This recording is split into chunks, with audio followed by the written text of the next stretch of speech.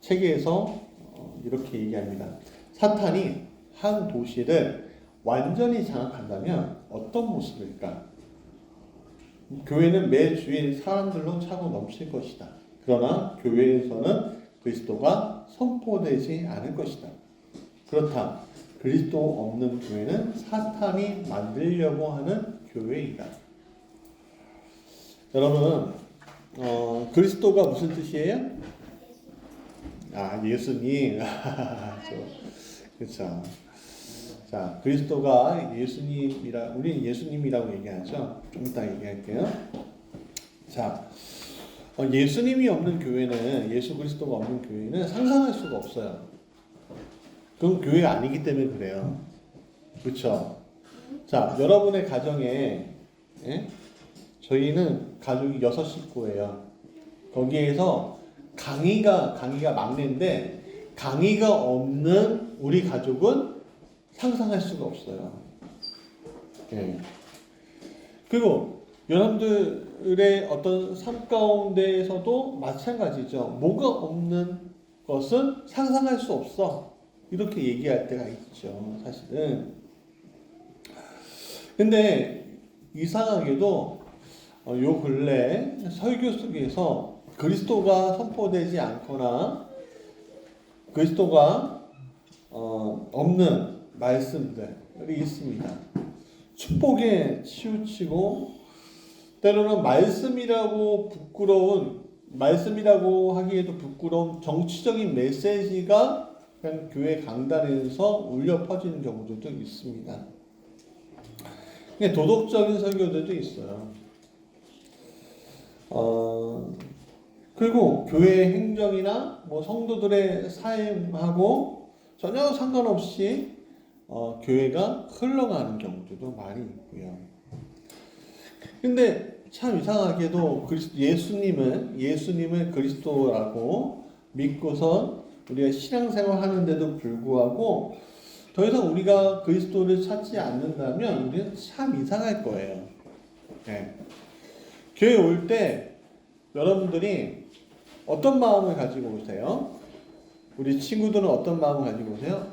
하나님을 예배해야 되겠다. 기도해야 되겠다. 그렇게 하고 오시나요? 저는 어젯밤에 한 영상을 봤어요.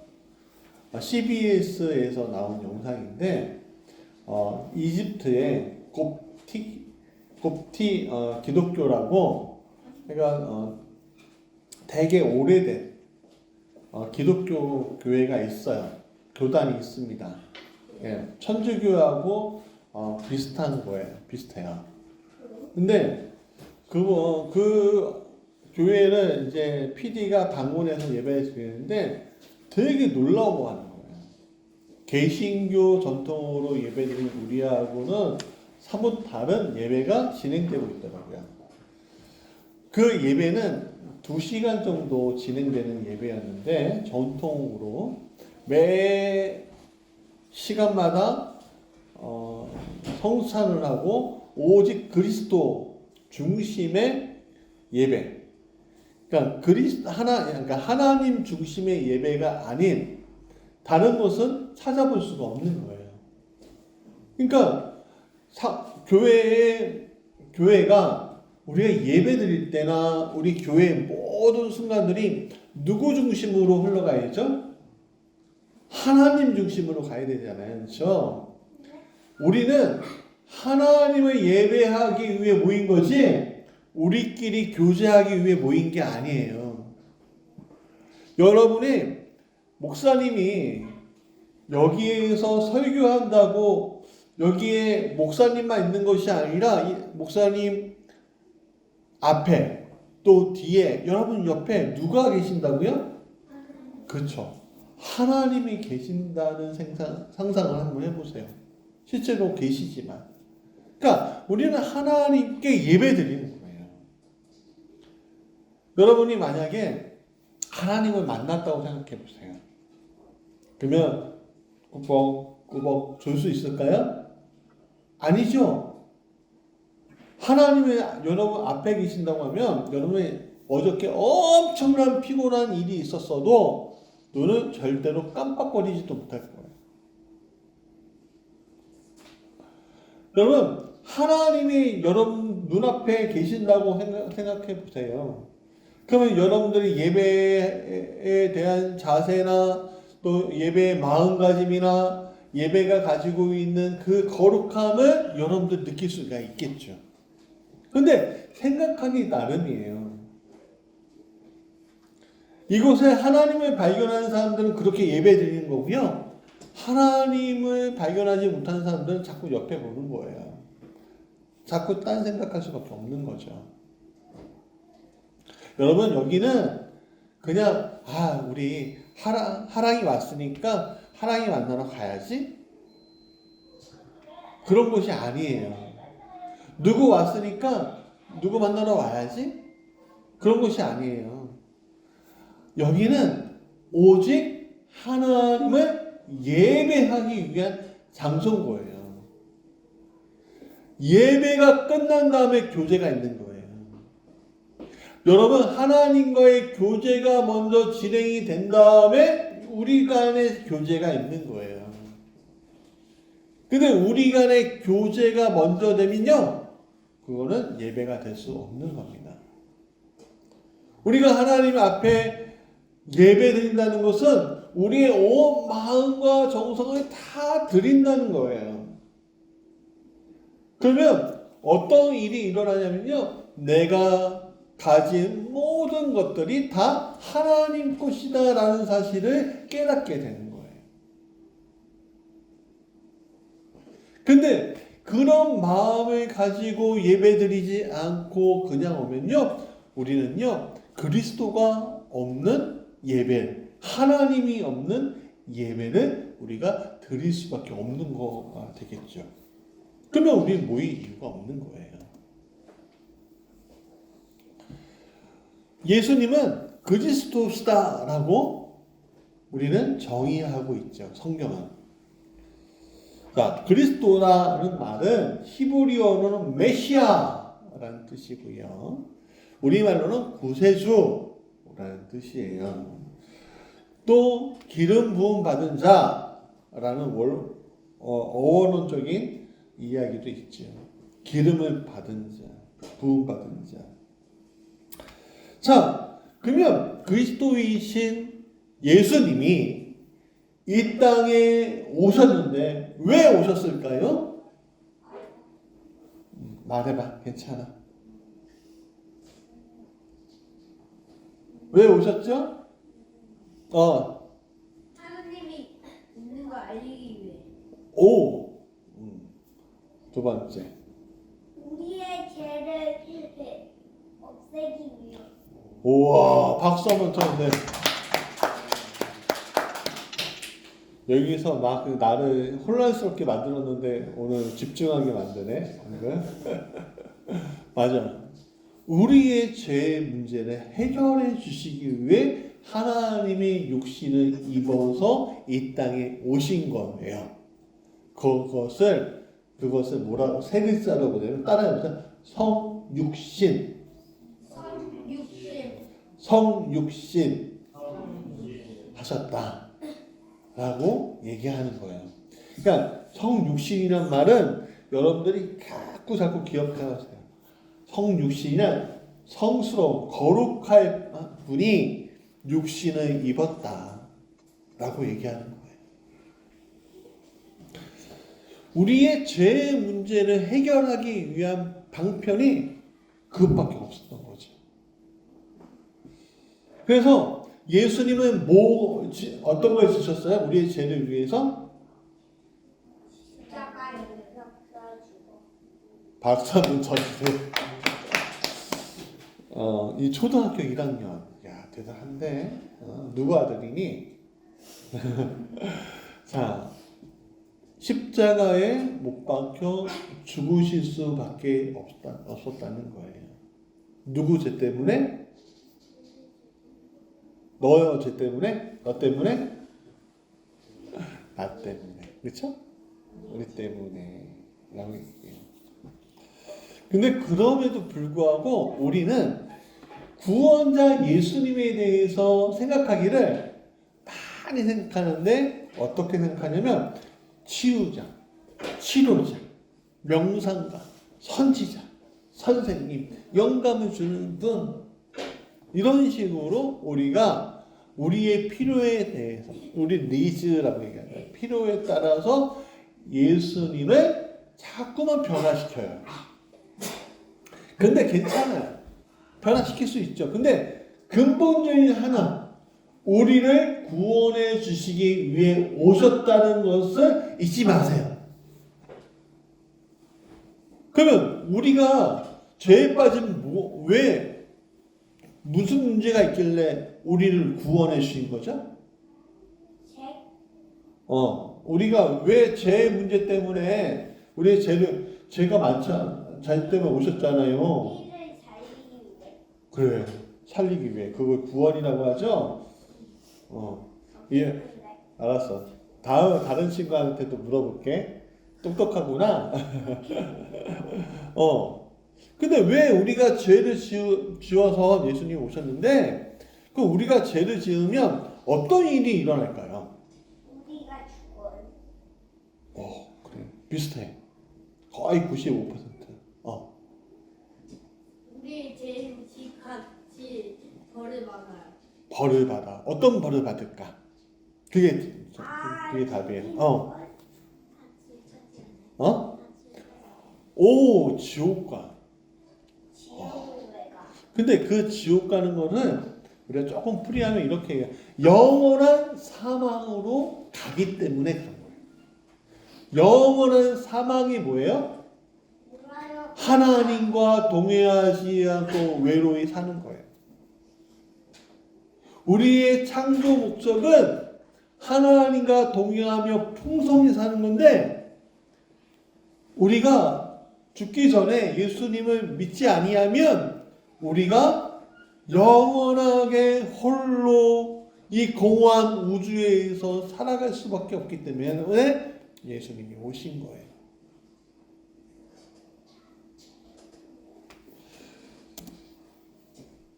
히브리서 12장 4절 같이 읽어볼까요? 시작. 너희가 죄와 싸우되 아직 피 흘리기까지는 대항하지 아니하고 라고 얘기했습니다. 자, 그러면 예수님은 이 땅에 오셨는데 어떻게 사셨느냐라고 할 때 히브리서 12장 4절에 너희가 죄와 싸우되 아직 피 흘리기까지는 대항하지 아니하고 라고 얘기했는데, 자, 그러니까 우리가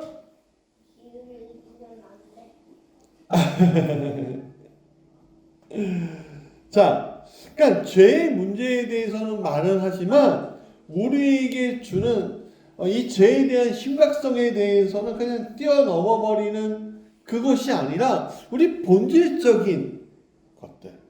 그러니까 우리가 정말 나를 구원해야 되는 그 문제까지 우리가 가기까지 주님은 그것을 같이 갈 수 있게끔 도와주신다는 거예요.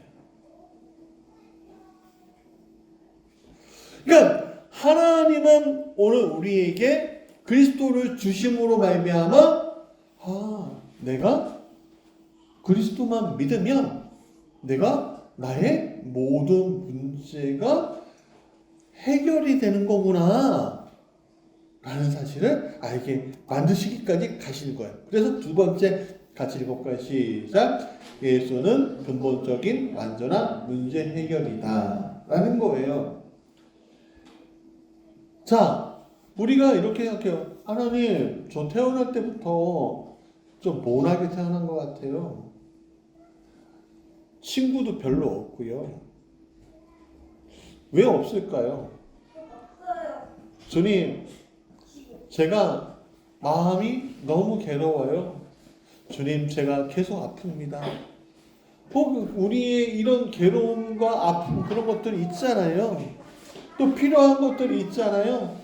그런 필요한 것들, 아픈 것들, 그런 문제들을 우리가 어디에서 해결해야 될까요?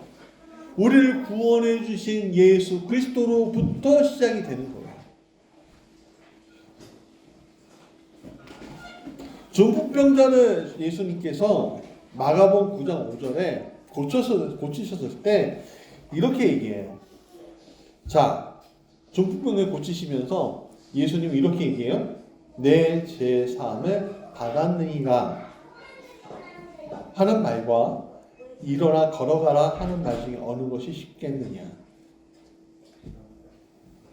자, 죄 사함 받는 게 더 쉬워요? 일어나 걷는 게 쉬워요? 일어나 걷는 게 쉬워요? 죄 사함 받는 게 쉬워요? 일어나 걷는 게. 일어나 걷는 게 더 쉬워 보이죠?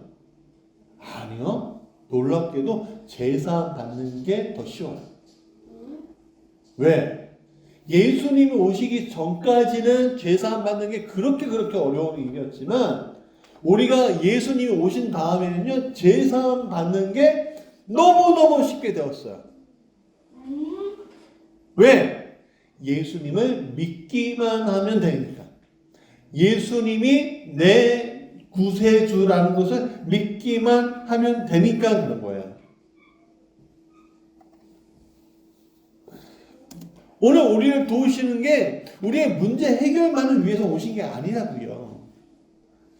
구원하기 위해서 오신 거라고요.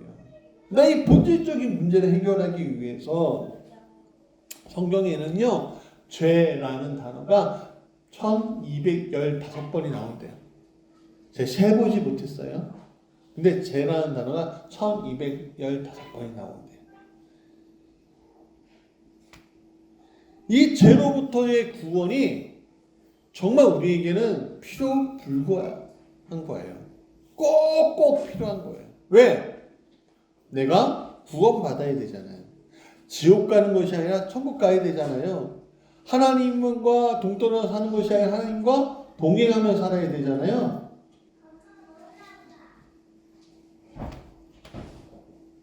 죄로부터 우리가 구원받을 때 우리는 아버지와 아들과 성령이 하나가 된 것처럼 오늘 우리의 문제가 해결되며 그분들과 하나가 된 것을 경험하게 될 수 있습니다. 하나님을 아는 자는 어떤 사람이에요? 자신의 욕심을 버리고 오직 주님만 바라볼 수 있게 되는 자예요. 야고보서 1장 5절 같이 읽어볼까요? 시작. 욕심이 잉태한 즉 죄를 낳고 죄가 장성한 즉 사망을 낳느니라. 자, 문제 해결이라는 것은 어쩌면 주님 내 문제를 해결해 주세요 라고 이야기하는 것은 어쩌면 욕심이 낳은 죄의 결과예요.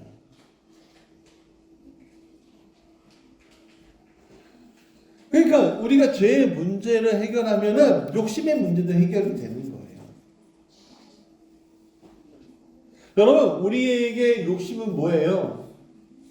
좀 더 편하자, 좀 더 갖자, 좀 더 추구하고, 좀 더,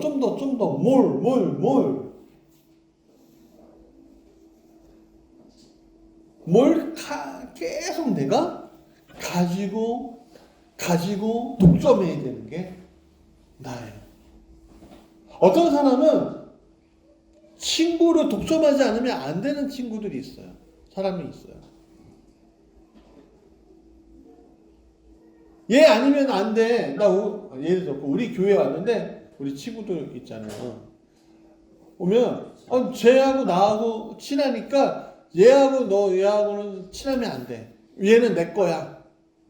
이렇게 생각할 수도 있는 거예요. 쟤는 서먹하니까 나는 하지 않을래.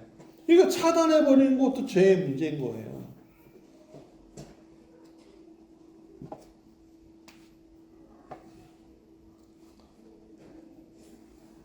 여러분, 그런 것들을 포기하셔야 돼요. 내려놔야 돼요. 왜? 우리가 십자가 앞에서 모든 것을 다 해결받았기 때문에. 창세기 13장에 보면 아브라함과 롯이 나거든요. 거기 보면 아브라함은 끝까지 하나님이 주신 비전을 향해서 쫓아갔어요. 그에게는 재산이 중요하지 않았어요. 자녀 또한 중요하지 않았어요. 그냥 하나님 바라보고 하나님의 비전이 중요했을 뿐이에요. 근데 롯은요, 그렇지 않았습니다. 욕심을 취했어요. 소돔과 고모라 땅이 참 살기 좋아 보였고요. 그 땅을 그가 가졌어요. 근데 어떻게 됐어요? 맨몸으로 쫓겨났어요. 다 잃어버렸어요. 그래서 세 번째, 여러분, 우린 비전의 사람으로 되게 되는데, 그 비전의 사람이 뭐냐? 이것과 시작. 나는 부활의 증인으로 서 있다. 자, 죄의 문제를 해결받고 난 우리가 그 다음에 바로 보이는 게 뭐냐면 부활하신 예수님이에요. 여러분, 십자가에 못 박히신 예수님만 바라보지 마세요. 그것을 십자가에 못 박힌 예수님 바라보면요, 우리는요 소망이 없어요. 부활하신 예수님을 바라봐야지만 되는 거예요. 그게 완결점인 거예요. 우리가 글을 쓰다 보면은 완결할 때 마침표 딱 찍잖아요, 그렇죠? 마침표 딱 하나 찍으면 끝나는 거예요. 근데 생각해 보세요. 마침표를 3번 찍어요. 그럼 끝나요? 끝나지 않아요? 끝나지 않아요.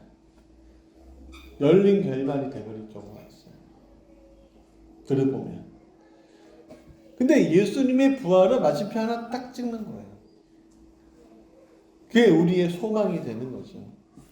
요한복음 14장 6절 나는 곧 길이요 진리요 생명이니 나로 말미암지 않고는 아버지께로 올 자가 없다.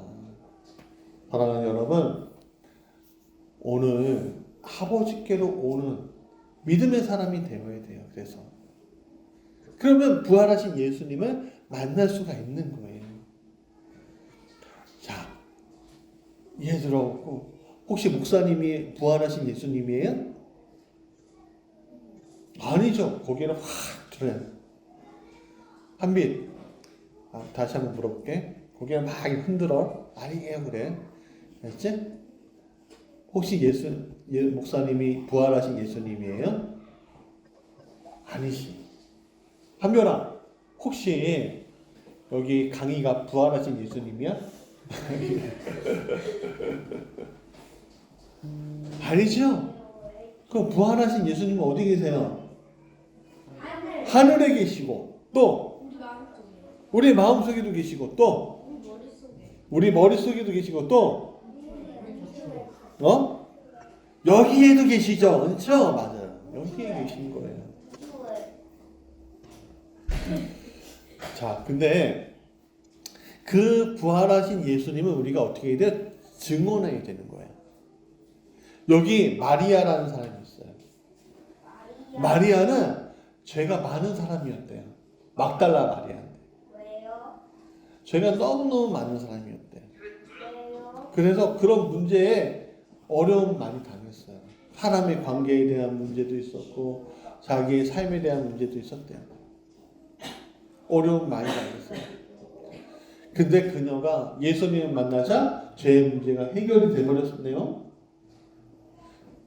그리고 이 마리아가 근데 예수님이 돌아가시니까 자기가 너무 사랑하는 그 예수님이 돌아가시니까 마음이 아파갖고 어디에 가 있어요?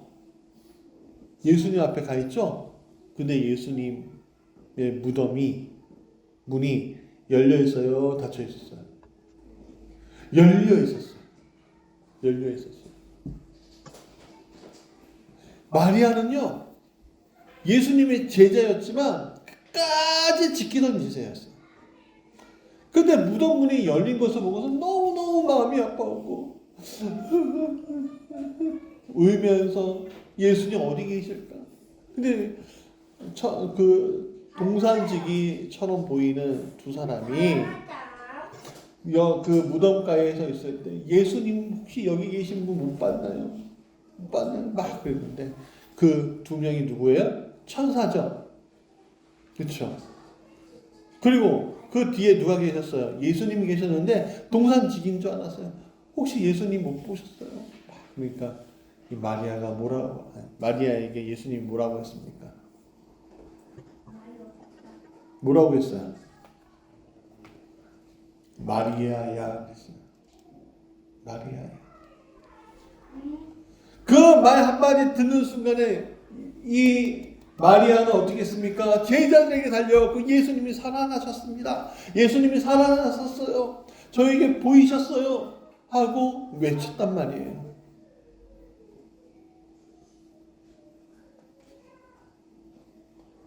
부활의 첫 증인이 되어버린 거예요.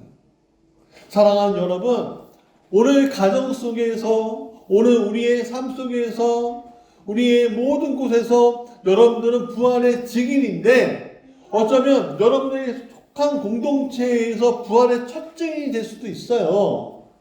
그 첫 증인으로서의 역할은 뭐예요? 오늘 내가 예수님의 부활을 보았습니다. 라고 고백하며 전하는 거예요. 중학교, 고등학교 가면요. 학년이 올라갈수록 이렇게 얘기하는데요. 교회에 다니는 사람 있어? 하면 손드는 애가 없대요. 학년이 올라가서 손드는 애들이 줄어든다는 거죠. 거의 손드는 애들은 목사 아들, 딸 밖에 없대요. 왜 그럴까요? 머리 좀 컸다고 그런 걸까요? 어쩌면 그게 부끄럽다고 느껴져서 그럴지도 몰라요. 여러분들에게, 우리 작은 친구들에게 물어보고 싶어요. 너희들이 살아계신 예수님은 아니? 예수님은 고백할 수 있니? 예수님은 전할 수 있니? 여러분들에게도 물어보고 싶어요. 예수님을 전할 수 있어요? 첫 증인으로서 예수님이 살아계시다는 것을 증언할 수 있어요? 첫 증인이 되세요. 여러분의 공동체의 첫 증인이 되세요. 부활하신 예수님을 만난 첫 증인이 되시길 바랍니다. 다 결론이에요. 십자가의 주님을 만난 이들에게 주님은 부활의 주님을 증거하고 있어요. 그리고 이렇게 불려져야 합니다. 자, 자신의 이름을 좀 자기가 한번 불러볼까요? 예를 들어 마리아야 그랬잖아요. 막달라 마리아야 그러지 않고 마리아야 그랬잖아요. 그렇죠? 그러니까 자기 이름 주원아, 한미사, 한별아 이러면서 자기 이름 어른들도 같이 불러볼까요? 시작. 주원아. 그러니까 예수님께서 여러분의 이름을 그렇게 부르시는 거예요. 여러분 죄사함 받고 진정으로 바라봐야 할 것은 우리를 부르신 부활하신 예수님이신 것을 잊지 않으시길 원합니다. 여기 예배가 진심령과 진정으로 예배드리는 하나님만 바라보고 증인으로 서 있는 예배장이 되길 간절히 축원합니다.